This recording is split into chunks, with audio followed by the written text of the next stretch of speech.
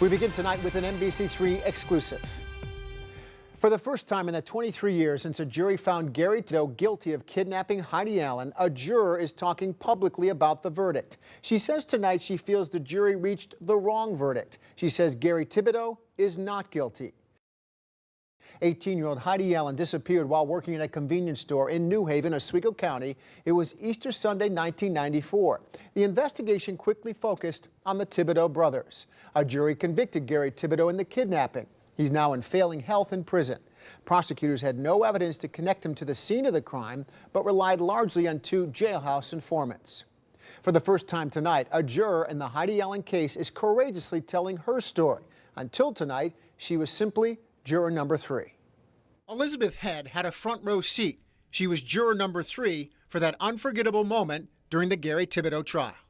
How do you find the defendant as to count number 1, kidnapping in the first degree? Guilty. 23 years after the jury shattered Thibodeau's courtroom confidence, Elizabeth Head wants a do-over. Do you think Gary Thibodeau is guilty? No, I don't think he is. She admits to being filled with doubt back then. She kept waiting for the prosecution to present evidence. What was your impression of evidence that was presented? I didn't think there was evidence. Not what I would think was real evidence. It was all pretty much when we got to the end, it was who did you believe? She was one of the 12 jurors that questioned whether Thibodeau was involved in Allen's abduction. The jury came back a couple of times and said there was no evidence against me. Twice. From prison, Gary Thibodeau recalls the jury seeming to struggle to reach a verdict. Elizabeth Head says they thought Thibodeau was involved in something illegal like drugs, but not necessarily a murder or kidnapping. All of us felt that same way, that there really wasn't anything to say he is for sure guilty, he is for sure innocent. And twice we came up kind of blank, and they said, well, you really have to come up with an answer and base it on who do you believe.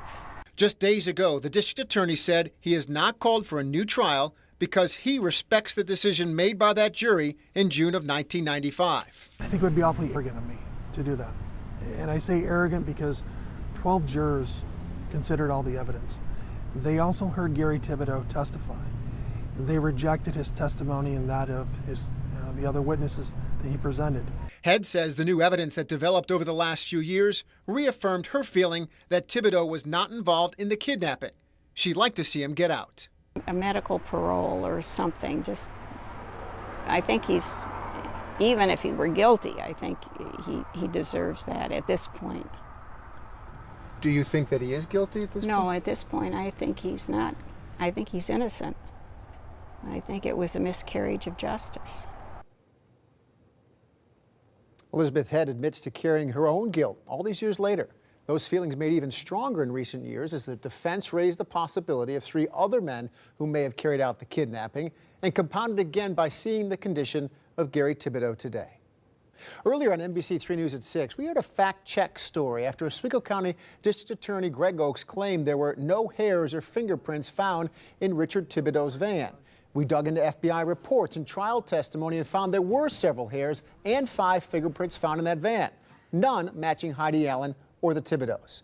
Well, late tonight, Greg Oakes responded to that story, saying, "It's my understanding that investigators did not find any hairs with full follicles after searching the entire van. Investigators only found 3 latent fingerprints on the window of the side door, but they did not match Heidi, Gary, or Richard. Since Richard owned and operated the van, the absence of his fingerprints seemed abnormal. I should have been more precise when we spoke," he said. You can watch all these stories and read an in-depth article on our visit to Gary Thibodeau in prison by going to our website, cnycentral.com.